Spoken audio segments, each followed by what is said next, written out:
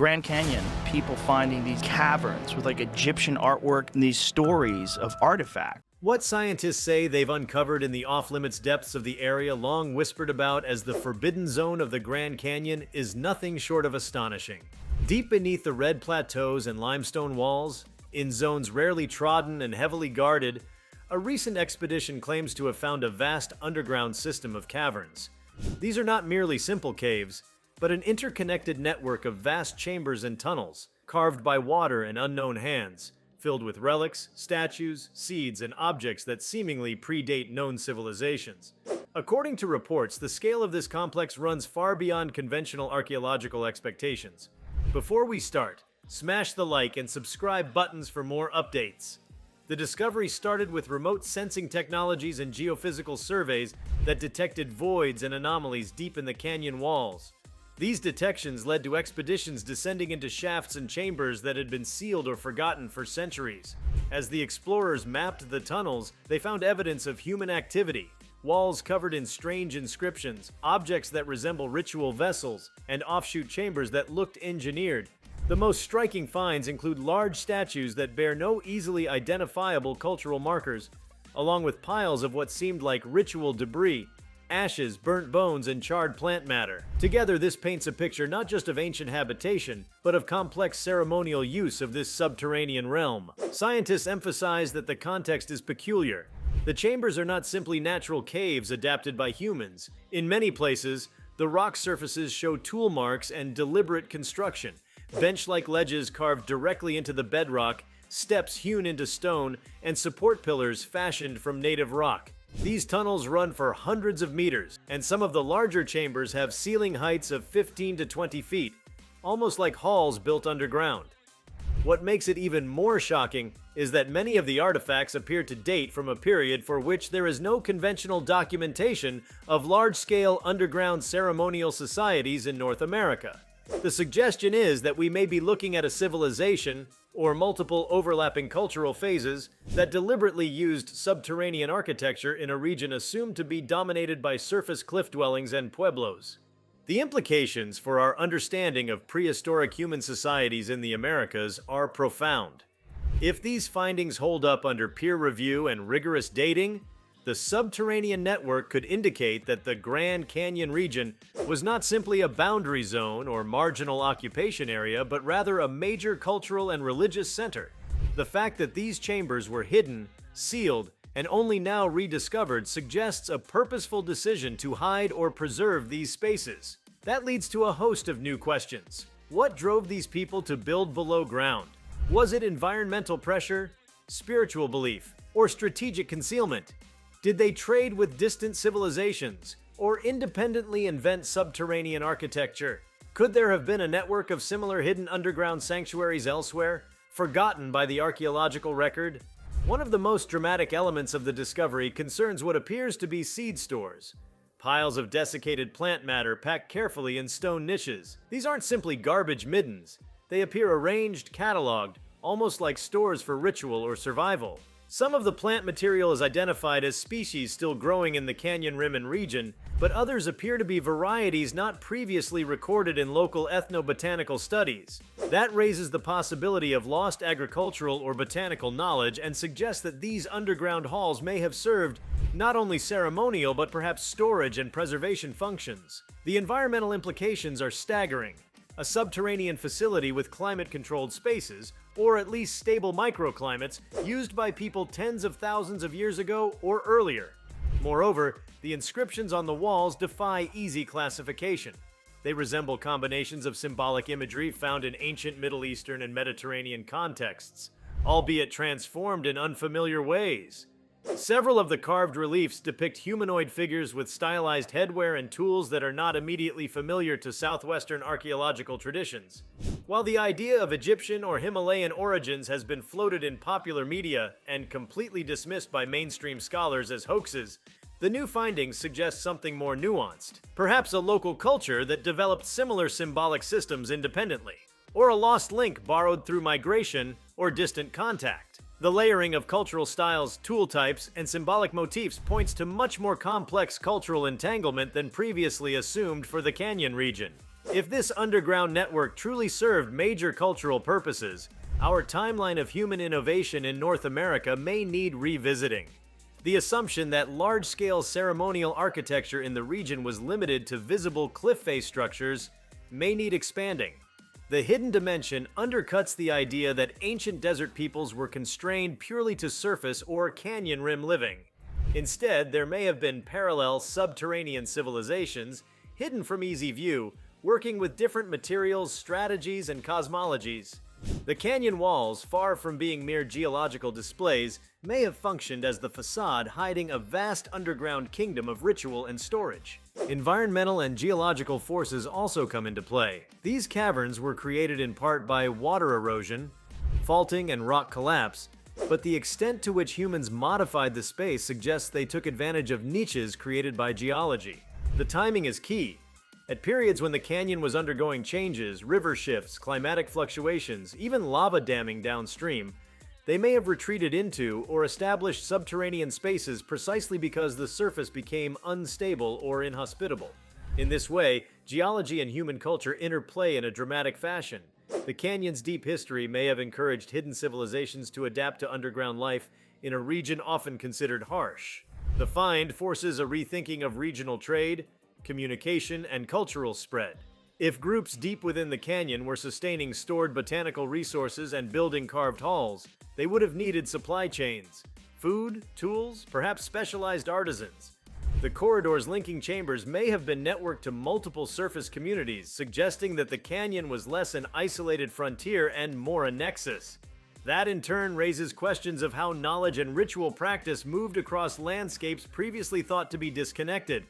Perhaps the subterranean zone in the canyon served as a central temple hub for a broader cultural sphere spanning parts of the American Southwest. Beyond anthropology and archaeology, the implications touch on how heritage sites are defined and protected. If the canyon still holds enormous hidden structures and artifacts, the areas deemed forbidden are no longer simply safety zones or conservation boundaries. They may also be repositories of world-class cultural heritage. This shift would place renewed urgency on regulatory frameworks, indigenous consultation, and conservation science to ensure that potential looting or damage does not erase these subterranean legacies before they can be fully studied. The idea that humanity's history is inscribed beneath the canyon walls, rather than just on them, opens a brand new chapter in our understanding of ancient North America. It also influences how we think about human adaptation in extreme environments. The canyon's rim is often characterized as tough, arid, remote. Yet the engineers of this underground world, whatever they were, managed to thrive, adapt, and plan for long-term storage and ritual life away from daylight. That suggests a level of social organization, technical capability, and environmental awareness far beyond what has been routinely attributed to ancient peoples in the canyon region. It compels us to reconsider assumptions about where complexity arises and how invisible landscapes may have played pivotal roles in human history. One especially haunting image from the site is of a vast chamber, its walls coated in soot and carved with crenellations, containing hundreds of small stone urns arranged in concentric circles around a central pillar of rock. The floor is layered with fine sand, as though it had been raked smooth by human hands, and there are stone benches carved directly into the rock facing the pillar. The ceiling is high, vaulted, and appears unweathered, as if sealed for centuries. Some archaeologists suggest that what we are witnessing is an underground temple or sanctuary constructed for collective gathering, an architecture built for gatherings, ceremonies, and perhaps rites of passage. That such a space lies hidden beneath one of the world's most visited natural landmarks is astonishing. What we're seeing is more than just the next big archaeological site. It is a restructuring of how humanity may have engaged with the environment, with architecture, with ritual and storage, and with hidden geography. The mere presence of possibly thousands of objects and spaces opens the possibility of a civilization so far unrecorded by conventional historical and archaeological records in North America. If connected to trade, migration, or cultural exchange, then entire histories may need rewriting. The canyon ceases to be only a natural wonder and becomes a fulcrum of human mystery. There are, of course, challenges, and we should be cautious. Dating the haul, verifying provenance, and protecting the site remain formidable. But for now, what is undeniable is that deep in this so-called forbidden area of the Grand Canyon, there lies evidence of human ambition that pales what we have assumed before. The shadows of that hidden world stretch across our understanding of where we come from. The canyon in this light is not just a scar of the Earth's surface, but a book whose deepest chapters may still lie unread. In short, this discovery invites us to imagine a society that sought refuge or meaning underground, in the heart of one of the most iconic landscapes on Earth. It forces scholars to question the boundaries of ancient civilization, the places where people built unseen structures, and the way knowledge might have been stored, shared, and hidden. As tales of surface ruins gave us one story, this hidden subterranean myth gives us another, one of depth, secrecy, endurance, and human possibility. As the exploration deepened, the tunnels began to reveal features that seemed almost architectural in intent, transcending simple excavation or opportunistic carving. Stone pillars bore signs of alignment, their arrangement implying deliberate geometry, as if the builders had encoded astronomical or symbolic meaning into the structure. Certain corridors oriented precisely toward celestial markers, suggesting that whoever designed the complex understood the cyclical motion of the stars. The play of light from torches and instruments revealed patterns etched into ceilings, spiral motifs, cross-hatching, and concentric designs that echoed those found in rock art miles away on exposed canyon walls. The continuity between the surface petroglyphs and these hidden inscriptions suggested a civilization that thought of the canyon as both temple and cosmos, its interior and exterior forming one grand spiritual architecture. Deeper chambers carried evidence of acoustic experimentation. When researchers spoke or tapped their instruments, the walls returned sound with peculiar resonance, amplifying frequencies in ways that seemed engineered. The positioning of alcoves and ledges, the curvature of stone, even the texture of carved surfaces appeared to be tuned to control echoes. It gave rise to the hypothesis that the spaces may have been used for chant or ritual invocation, the vibration of sound itself functioning as a conduit between human intention and the Earth's interior. The realization that an ancient culture might have understood resonance as a sacred medium reframes their technological and metaphysical sophistication. They were not merely hiding from the world above, they were transforming sound and light within stone to create a living temple. Among the most startling discoveries were clusters of objects that resisted easy classification. Cylindrical artifacts, meticulously carved and hollowed, appeared aligned in patterns reminiscent of primitive scientific instruments. One series of finds consisted of small copper rods and stone discs whose composition bore traces of metallic alloys not commonly found in the region's geological profile. The presence of these materials raised speculation about trade networks stretching far beyond the Southwest. If indeed copper from distant ranges or riverine trade routes had been transported here, it implies an economy and communication web centuries older than recorded systems. Each artifact tells a fragment of a story that science is only beginning to reconstruct. Yet beyond the material finds, it is the atmosphere of the place that leaves the strongest impression. Explorers describe an environment unlike any ordinary cave, one imbued with a palpable sense of intention, as though every cut and curve had purpose. In several chambers, natural crystals grow from the walls, refracting the light into shimmering hues that dance across carvings of figures with elongated heads and outstretched arms. These representations do not match known iconographies of the ancestral Puebloans, the Hopi, or the Havasupai. Instead, they evoke imagery closer to universal archetypes of creation and rebirth. It is as if the people who sculpted these forms sought to embed myth into the canyon's living rock, leaving behind not merely artifacts, but encoded cosmology. As scientists continue mapping the system with ground-penetrating radar, the scale of the labyrinth becomes increasingly clear. What was first assumed to be a discrete cave complex now appears as a branching matrix extending beneath multiple layers of sandstone and shale. Some passages lead to chambers partially filled with sediment, suggesting collapse or deliberate sealing. Others open into vast voids that remain unexplored because of structural risk. The question arises, if these tunnels were intentionally hidden, what compelled such secrecy? Some speculate that they sheltered knowledge, perhaps a repository of seeds, minerals, or even symbolic records meant to survive environmental cataclysm. The canyon, already one of the most geologically complex sites on Earth, may thus also hold a human-engineered archive of prehistory. Geologists examining the rock have noted anomalies inconsistent with natural erosion patterns. In certain places, the sandstone shows melting or vitrification, as though exposed to intense heat. This has spurred debates over ancient technological capabilities. Could early peoples have harnessed fire or chemical reactions strong enough to alter stone? Or could these effects have resulted from natural volcanic events later incorporated into human construction? Whatever the answer, the interaction between geology and human intervention here blurs the line between natural and artificial formation. The canyon walls, once thought immutable, emerge as dynamic participants in the story of civilization. The implications stretch beyond archaeology into mythology and psychology. Indigenous traditions across the Southwest speak of emergence, from underground worlds into the light above. The discovery of these chambers lends tangible context to these oral histories. Perhaps the tales of ancestors rising from the earth were not mere allegory but memory, echoes of a time when communities truly lived beneath the surface, preserving life through cycles of catastrophe.